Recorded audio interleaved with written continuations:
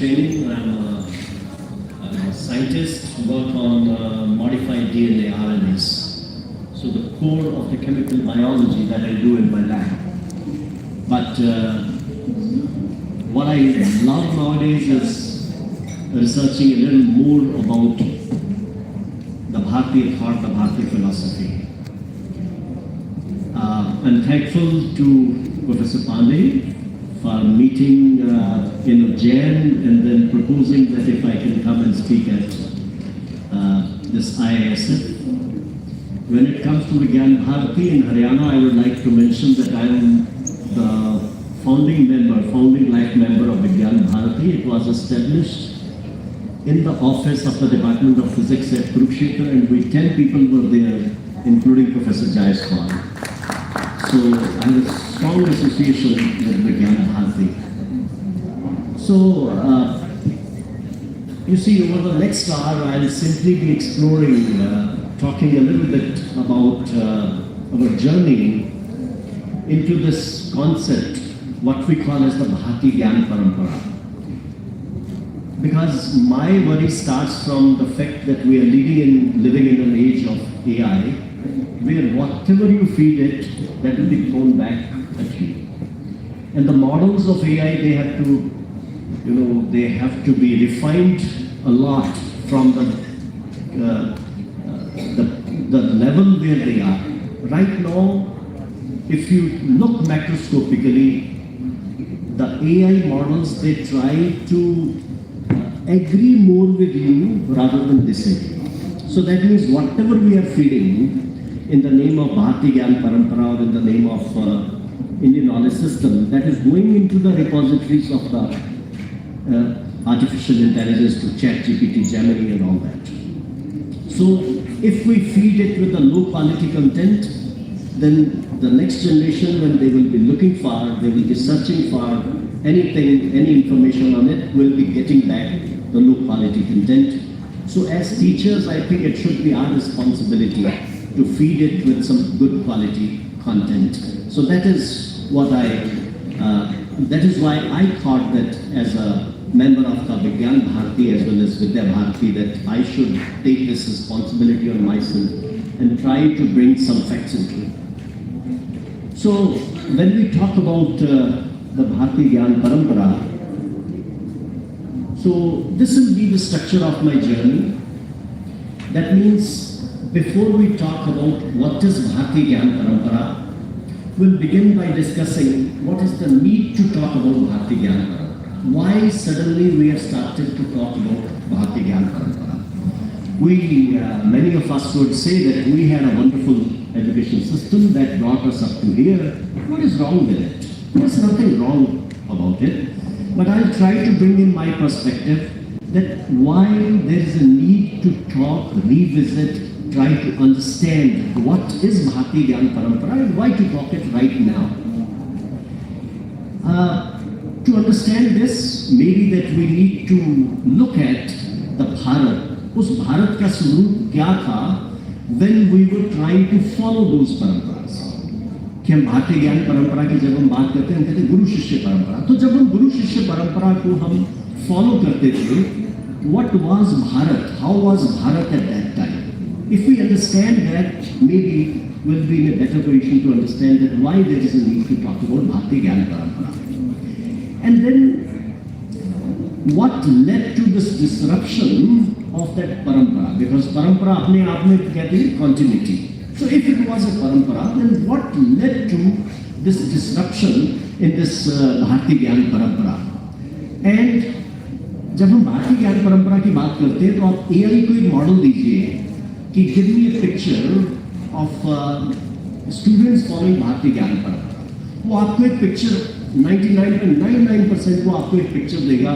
एक गुरु सामने बैठे हैं, भगवा वस्त्र पहन के बैठे हैं, उनके सामने स्टूडेंट्स बैठे हैं, वो हाथ जोड़ के बैठे हैं. तो उससे हमारे जो स्टूडेंट्स उनके माइंड में एक पिक्चर आती है कि जब हम कहते हैं कि भारत विश्वगुरु था, भारत भारतीय ज्ञान परंपरा को फॉलो करता था, तो क्या उस वक्त हम सब एसेटिक्स थे? मीन्स क्या तब हम सब सिर्फ एक स्पिरिचुअल रिलीजियस पीपल थे कि जिनका कोई वर्ल्डली प्लेजर से, कोई फुलफिलमेंट ऑफ डिजायर से कोई लेना देना नहीं था? क्या हम सब भजन संध्या करने वाले लोग थे? ये एक मिसकंसेप्शन बहुत ज़्यादा स्पेशली एकेडमिक एंड यंगस्टर्स के माइंड में है। जब हम विश्व गुरु कहते हैं तो लगता हम तो सिर्फ रिलीजियस थे, स्पिरिचुअल थे और हमारा कोई दीन दुनिया से कोई नाता नहीं था। So that will try to understand हम क्या थे, और अगर थे, जो भी हम थे, तो फॉल आउट क्या हुआ उस डिस्रप्शन का, और डिस्रप्शन क्यों हुआ। Then I will come to defining specifically my way of what do I say by the Bhartiya Gyan Parmpara, because we try to interchange it with Indian knowledge system, whereas if we talk about it as Indian knowledge system, that it barely scratches the surface, nothing more than that.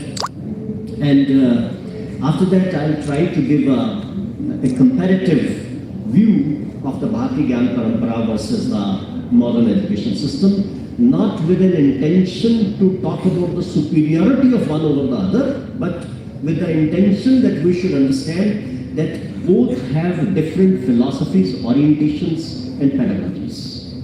So there can be beautiful issues, beautiful aspects of both of these.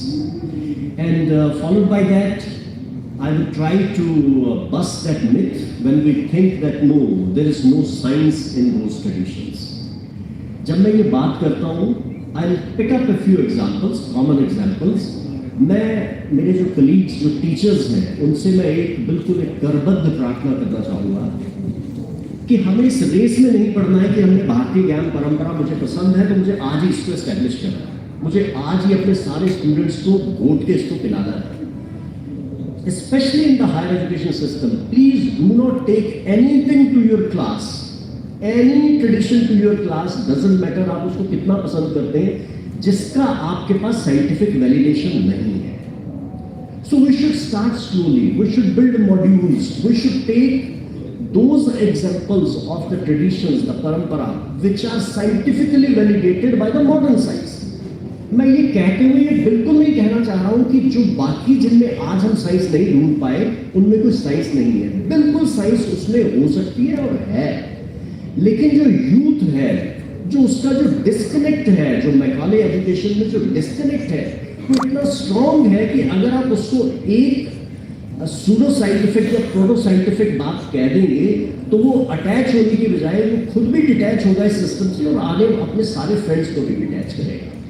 So इसलिए there is no need to take 100 examples to your class. Take 2 examples to your class, but those which you have the scientific validation by the modern scientific methods. ये मेरी एक निवेदन है, एक प्रार्थना है, because आजकल जो है थोड़ा एक फैशन सा हो गया है कि इंडियन नॉलेज सिस्टम पे हम एक सेमिनार करते हैं और उसमें हम बड़े अच्छे से कहते हैं इसमें 200 पेपर आए, फिर हम उनकी एक एडिटेड बुक छाप देते हैं।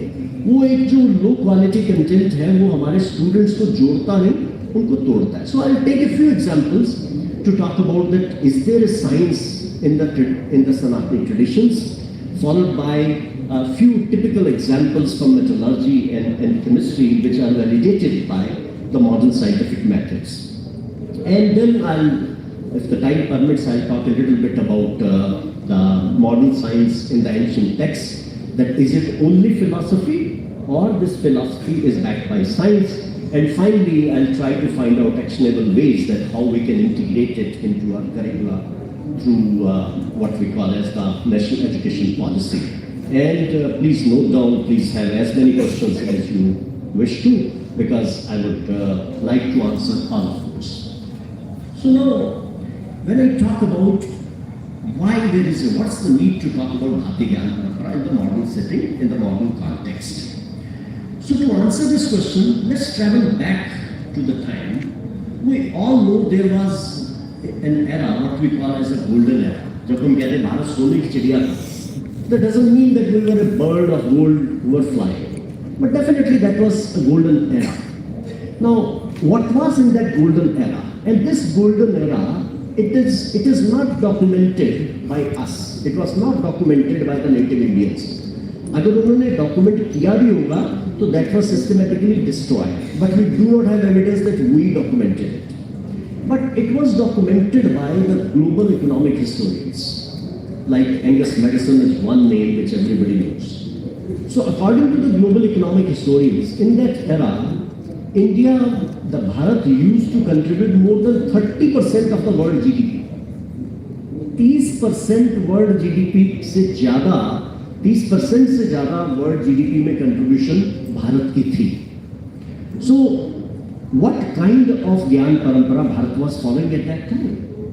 That means we were economically very superior, far superior than anywhere else in the world. Otherwise ऐसा भी नहीं कि जो अमेरिकन नेटिव्स हैं उनको रेड इंडियन कह दिया. कोलंबस जो है कहते हैं कि who discovered America? कोलंबस. तो कोलंबस ने कहा रेड इंडियंस. क्यों गया किस लिए था? वो अमेरिका ढूंढने नहीं गया था. He went only to find India. So उसको लगा कि मुझे क्योंकि थोड़ा डार्क स्किन रेड स्किन के लोग मिले तो उसको लगा आई फाउंड इंडिया. तो क्यों वो भारत को ढूंढने क्यों निकले हुए थे? हम कोई खोए नहीं हुए थे. हमें कह रही है वास्को ड गामा ने भारत की खोज की. हम कोई खोए नहीं हुए थे. हम तो पूरी दुनिया से बिजनेस करते थे. हमारे शिप्स जो है वो मिडल ईस्ट अफ्रीका यूरोप सब जगह जाते थे. लेकिन वो नहीं आ पाते थे बिकॉज हमारा मैरीटाइम इतना स्ट्रांग था, हमारा शिपिंग इतना स्ट्रांग था. They were not able to venture into those seas जहां हम रूटीनली जाते. सो हम खोए हुए नहीं थे. इस भ्रम में अब हमारे बच्चे नहीं रहे कि भारत खोया हुआ था और किसी ने आके हमें ढूंढ लिया. Right. So we were contributing that much. But वो जो कंट्रीब्यूशन थी क्या वो सिर्फ ट्रेड रूट से थी? तो that was definitely not only because of the trade route. Because the economic might of Bharat at that time, it was the direct outcome of the knowledge-based society. वो एक knowledge-based society थी जिसके कारण industrialisation, जिसके कारण हम world GDP का 30% जो है we were able to contribute. And it was directly, you can say, the treasury of the Takshila and the intellectual capital of Nalanda, which was manifesting in that economic might at that time. So especially जब हम कहते हैं ज्ञान परंपरा, we are talking about education. It's important to understand that education in ancient Bharat was not a department of the government. It had never been a department of the government. अगर आप अपने दादा परदादा से भी पूछें तो जो हायर एजुकेशन इंस्टीट्यूशंस हैं वो सब के सब जो एक पब्लिक कम्युनिटी डोनेशन से बनते थे. So it was never a department of the government. But it was the very dharma of the society. And at that time, our GDP, the gross domestic product, it was a reflection of our gross domestic wisdom. So that means the wisdom in the society, the wisdom in the individual Bhartiya was way ahead. So that is why the GDP was a reflection, a direct function in mathematical terms of the gross domestic wisdom. The goal at that time was not just to inform, but to transform, to create not just scholars, but rishis, seers who could grasp the fundamentals through the truths, through the ultimate truth, or through the deep, you can say, the consciousness. So,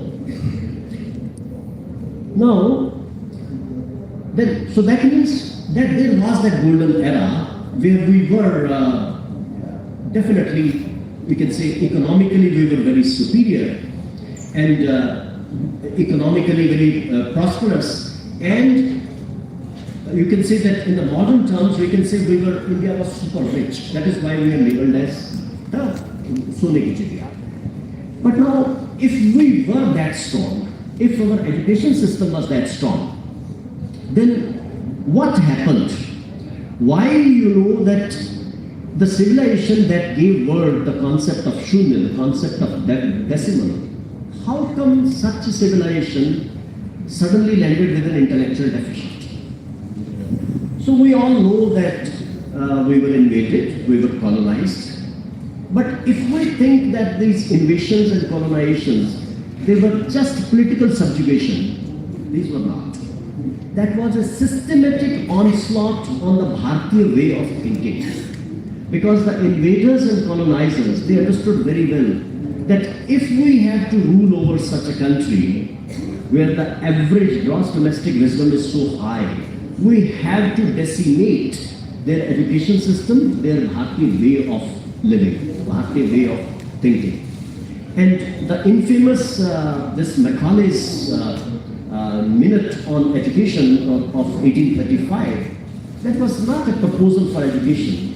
that was a blueprint for a systematic destruction of the Bhartiya way of education.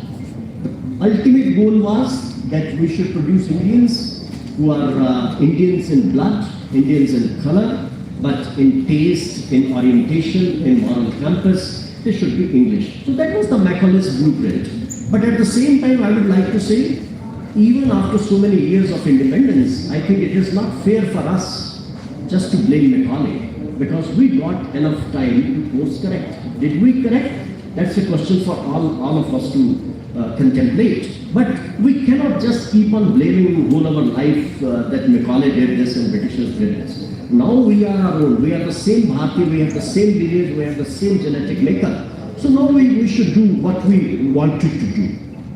So now at that time, what happened that the Gurukuls, which were the hallmark of the Guru Shishya Parmpara, they were replaced by this so-called commercialized kind of education, the classroom setting, which was defined by more by the obedience and imitation rather than by the critical thinking, rather than the science of inquiry, the spirit of inquiry, what we used to call as the Shastrat. And Shastrat के बहुत example है हमारे epics में, मंडन मिश्र और आदि शंकराचार्य का जो शास्त्रार्थ का example है, that is, I think that everybody should understand and everybody should know it. So what happened by that is that the spirit of Anvikshiki, the fundamental invention, that got replaced by Anukaran. Anukaran means simply following, the imitation or adaptation. And that is what I call, that by all this what happened, it was not only a disruption, but what I call as the epistemic rupture. So we went through an epistemic rupture where we were disconnected systematically. We were forced to disconnect systematically from the Bhartiya roots, from the Bhartiya way of life. So now, what was the fallout of all this? Now what happened that the civilization, the same civilization which gave so many good concepts, that went through this phase of epistemic rupture. Then came independence. Now what happened after independence? A partitioned, impoverished nation that stood up and tried to take control of itself. The leadership of that times, they started IITs, IIMs, they started programs in space that led to the development of ISRO. We went through you can say the green revolution, and we went through the IT revolution that made India one of the best powerhouse in the IT industry, right, in the services industry. But with deep respect, I think it is also a time to contemplate, to ask an honest question. Now, that honest question is that we mastered this art of adaptation, we became leaders in the service industry, but is it sufficient for a country who aspire to be Vishnu again? That's the honest question that we need to answer. How many of our, the so-called service industries, how many of them are catering to the deep disruptive technologies? That's the question that we need to ask. That means whatever we did in the service industry, that was a triumph of Anukaran over Anvikshiki. Adaptation, imitation over fundamental invention. So that means what we did, that we mastered the art of working on platforms which we didn't create, others created. We started working on languages, computer languages which we didn't design. We started working on operating systems that others had built. But for a country which is aspiring to be a Vishnu again, that was not sufficient. That means it is not sufficient to meet that aspiration. So that means, that brings me to what I call as the unicorn dilemma. Unicorn dilemma. Now, we say that India is, you can say that, leading in having the highest number of startups, one of the highest number of startups. We boast of, and we must boast of, more than 100 plus unicorns. But we must ask this deeper question. We must ask this deeper question, that how many of these unicorns are dealing with service aggregation and service arbitrage? And how many of them really contribute by way of having deep disruptive technological edge? Now, by this model, having the service aggregation or arbitrage, we reached up to the you can say that the fourth largest economy. But to move further than this fourth largest economy, we need to have our own platforms, we need to have our own quantum computing systems, we need to have our unicorns which build the deep disruptive technology. Example देखिए, एक एक company US की ऐसी है, Nvidia, Microsoft, Google, जिनकी total turnover world के 50 countries की total value से ज्यादा है, टोटल जीडीपी से ज्यादा है, टोटल बजट से ज्यादा है, one single company. So if we need to move forward from here, definitely we need to revive that critical thought which we had at the times when we were in that golden era. And we should be developing the deep disruptive technologies. So that means it is this context in which we should view the Bhartiya Gyan Parampara.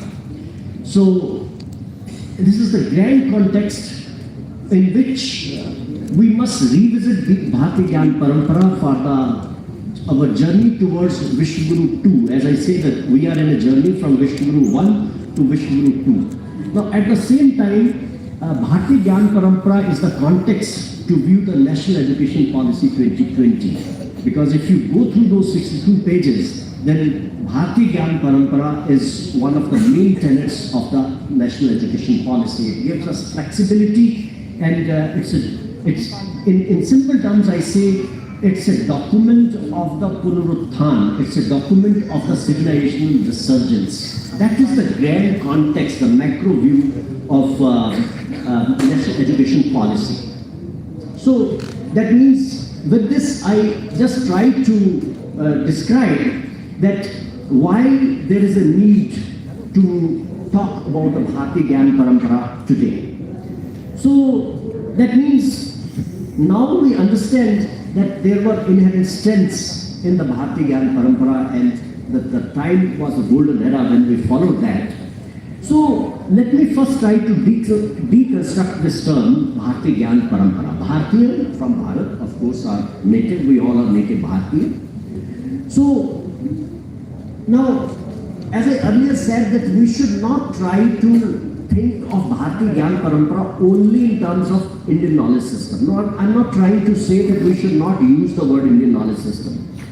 But with system, we simply mean to say that, okay, we have a system of understanding, we have a system of teaching, we have a system of in place. But when we say Parmpara, then Parmpara is a little different than that.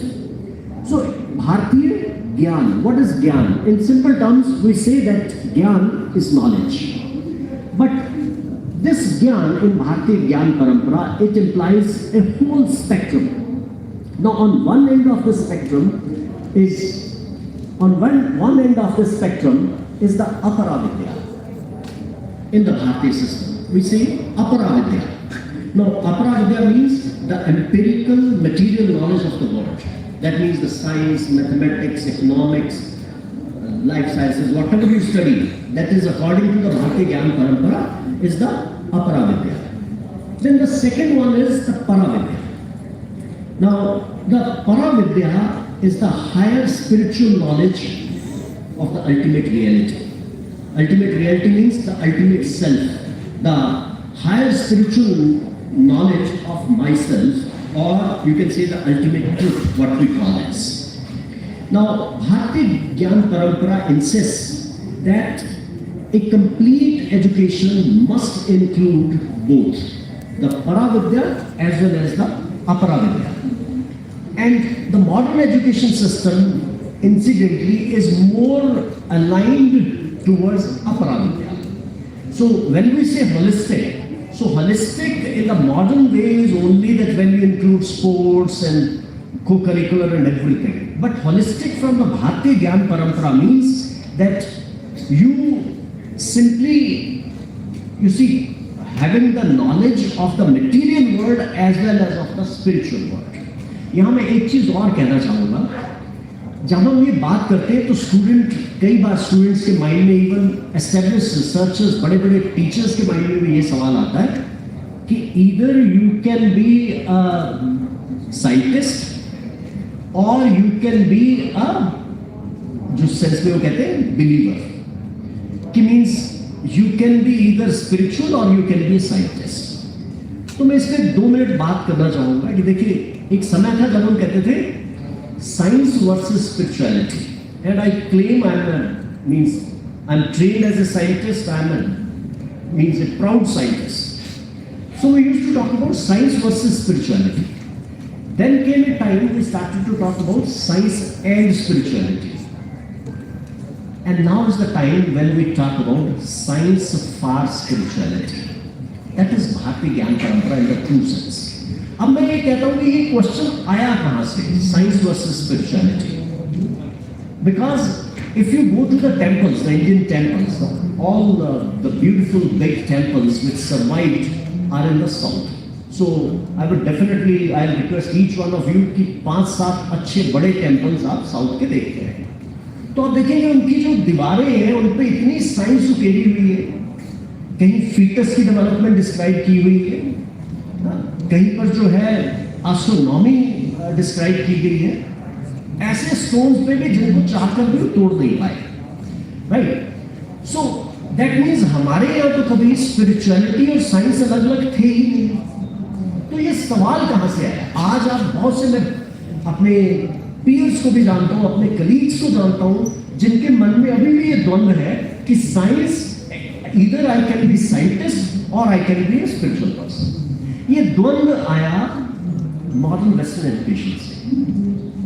इसका सबसे बड़ा उदाहरण है कि देखिए, जब Galileo ने कहा कि it is the earth which revolves around the sun, church ने कहा ये he should be charge with treason, he should be charge with hearsay, कि इसके ऊपर इसको मौत की सजा होनी चाहिए, क्योंकि जो एक पॉपुलर बिलीफ है चर्च का, डॉक्यूमेंटेड है कि it is the sun which revolves around the sun. मैं उस वक्त की बात कर रहा हूँ, I am not trying to talk about, I am not trying to bring any religion into it, but I am trying to set the history right कि question कहाँ से आया। तो उसने कहा कि earth revolves around the sun. बोले नहीं, ये तो बिल्कुल जो है गलत बात कर रहे हैं, हमारे तो लिखा है कि भाई it is the sun which revolves around the sun, around the earth. तो बोले कि इसको फांसी की सजा दे। बाद में हुआ कि नहीं, फांसी नहीं दो, तो उसको क्या किया, उसको नजरबंद किया गया, हाउस अरेस्ट किया गया, and he died as under house arrest. So that means the view, the modern western view at that time, India was invaded. India was not the same Bharat which it used to be. So एक thought आया कि नहीं, what is ultimate is the believer. Whosoever is believing has a superiority over the one who is a scientist or anybody else. ये सवाल सिर्फ वहाँ से निकल के आया. And when you talk about the Bhartiya philosophy, I challenge you, you go to any great epic. The Bhartiya philosophy talk about being a seeker, seeker of ultimate truth, not believer. The Bhartiya philosophy doesn't talk about producing people who believe. It talks about producing people who are seekers, seekers of truth. और वो truth different तरह से आप ढूंढ सकते हैं, आप science के थ्रू ढूंढ सकते हैं, आर्ट्स के थ्रू ढूंढ सकते हैं, स्पिरिचुअलिटी से ढूंढ सकते हैं, किसी भी तरफ से ढूंढ सकते हैं। So that means the Bhartiya Gyan Parampara says that a complete education must include both. That means the knowledge about the apara vidya, material world, as well as the para vidya, that is the spiritual, the higher spiritual level, spiritual self.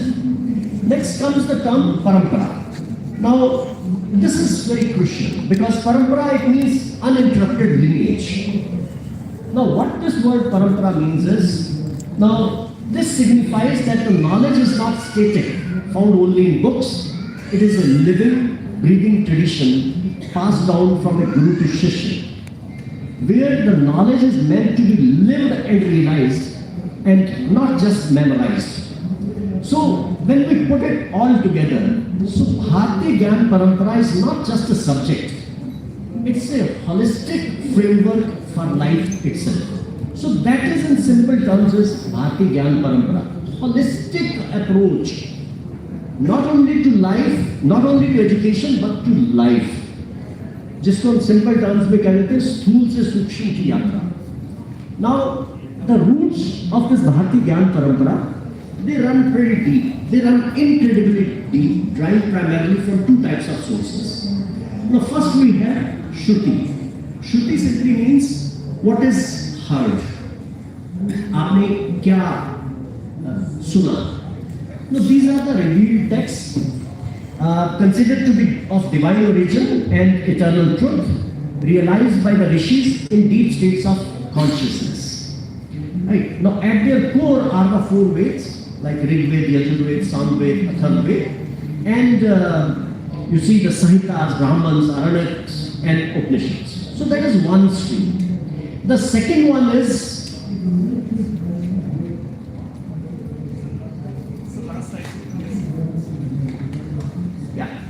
the second root is Smriti. Now, Smriti is what is remembered. Now, these are derived texts. Why they are derived texts? Because they are composed by the great sages and scholars. Why? To make the core philosophies of Shruti applicable and accessible to daily life. कि जो यूं मान लीजिए जो श्रुति है वो distilled version है, उसको एक कॉमन मैन तक कॉमन लाइफ में कैसे हम ढालें, उसके लिए the second stream is what we call as the smriti. Now this is a vast category that includes 6 darshans, what we call as the 6 schools of philosophy, न्याय, वैशेषिक, सांख्य, योग, पूर्व मीमांसा, and Vedanta या उत्तर मीमांसा, उसको कुछ भी कहते हैं. It includes इतिहास, Ramayan and Mahabharata, and it includes Puran, Dharmashastra, and then Upved. Upved means the applied sciences. Upved is completely the applied sciences, like the Ayurveda or the Gandharva. So that is the fountain, basically, of the Bhartiya Gyan Parampara, Shruti and Smriti. And you can see that this corpus is encyclopedic. It includes everything, right from the metaphysics and ethics to statecraft, medicine, and architecture. Everything is included. Right? That is, you can say, the umbrella of the Bhartiya Gyan Parampara. When we talk about ethics, you know that if there was one particular, you can say, trait on which the Bhartiya Gyan Parampara has the biggest treatises, that is ethics. Because जब हम teacher, शिक्षक, हमें से बहुत से लोग शिक्षक हैं, अगर आप संस्कृत में जाएंगे तो शिक्षक के लिए कम से कम 8 डिफरेंट शब्द यूज किए गए, जिनमें से जो टॉप 2 है वो जाके आते हैं आचार्य एंड गुरु. सो एक शिक्षक और आचार्य में मैं हमेशा एक ही बात कहता हूँ कि शिक्षक और आचार्य में क्या फर्क है. बिकॉज पिछले करीब 10 साल से जो मेरा विजिटिंग कार्ड है उस पर इंग्लिश में लिखा रहता है प्रोफेसर पवन शर्मा, हिंदी में लिखा रहता है आचार्य पवन कुमार शर्मा. तो बहुत बार संस्कृत विश्वविद्यालय में जाते हैं तो कहते हैं जी आपने आचार्य की डिग्री ली हुई है. तो नहीं, आचार्य की डिग्री नहीं ली हुई. बिकॉज आचार्य बेसिकली वो जिसके आचरण से उसके जो शिष्य है दैट इज आचार्य. और शिक्षक उसका डिफरेंट लेवल हो सकते हैं, एक डेमोन्स्ट्रेटर हो सकता है, एक लेक्चरर हो सकता है, एक मेंटर हो सकता है, but many different. So ethics is one big thing. Now let me just briefly try to compare these two systems, the Bhartiya Gyan Parampara and the modern education system. Definitely it is not to declare that one is superior over the other, but just to understand that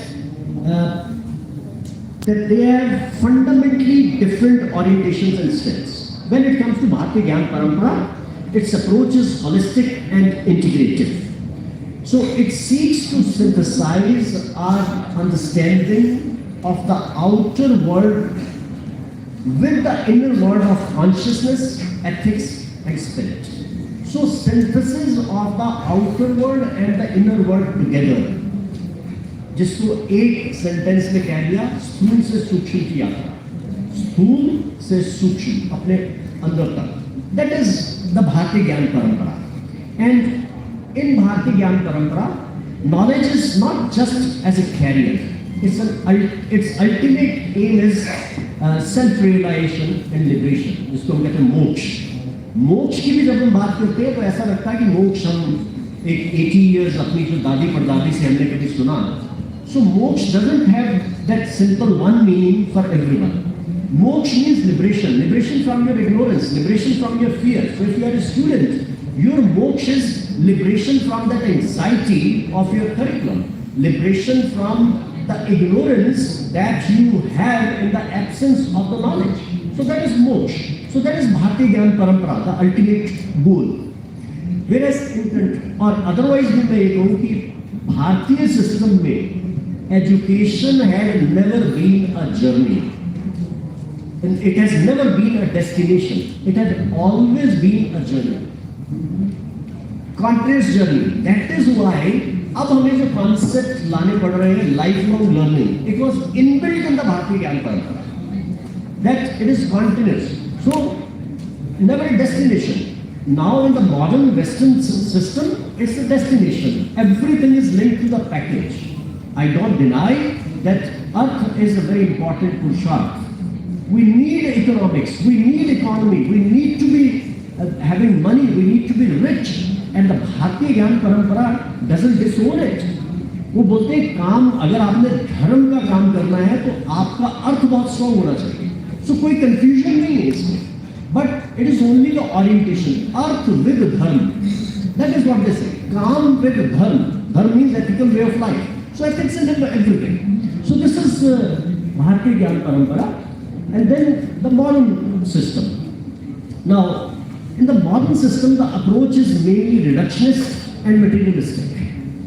Now, that of course, the modern education system has also had a great success just by this model of being a reductionist. Difference here in reductionist approach, what you think? Do you think that I can dissect it down to smaller modules and can understand?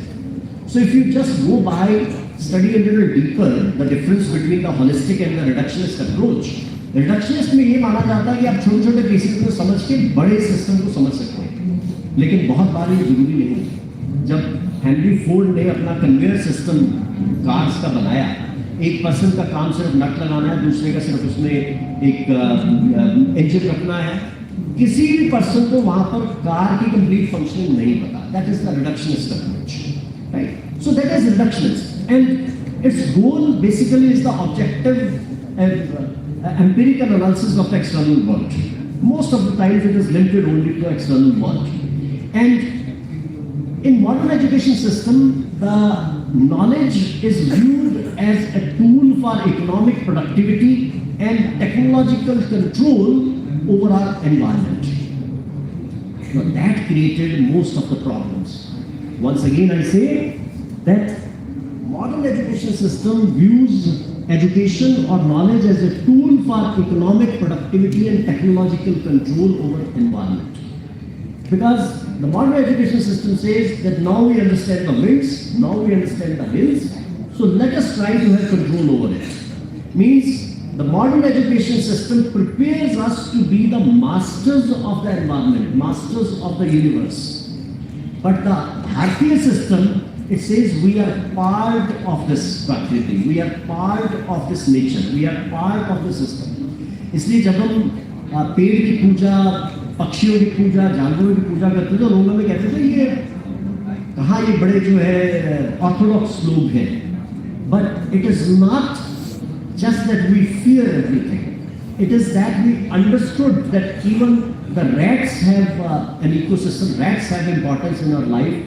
The snakes have importance, the trees have importance, and the rivers have importance. So that's a basic difference.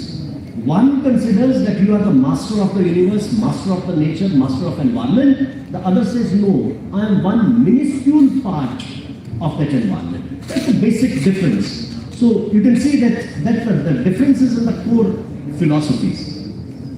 That we can discuss just by this simple slide, that in Bhartiya Gyan Parampara, the purpose is self-realization that is preparing a person, preparing a student for life, for self-realization via 4 purusharth.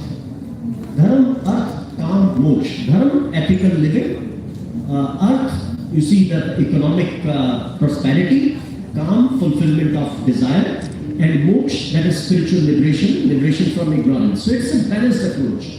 Whereas the modern education system, that is career-centric, preparing our students for the workforce. The pedagogy is also very different.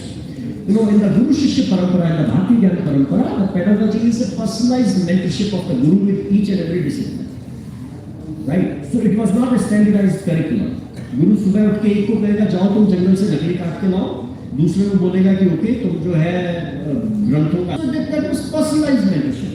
Whereas the modern education system, it is talking about standardized curriculum. That's the classroom based. And the method of teaching is also very different. Like in the Bhartiya Gyan Parmpara, it's based on the 3 main pillars. What we call Anubhav ye kehta hai. What is that Anubhav? That Anubhav simply doesn't mean the simple way what we think that I think. It just means what they have, उन्होंने किस चीज की अनुभूति की, किस चीज का अनुभव लिया, experiential learning.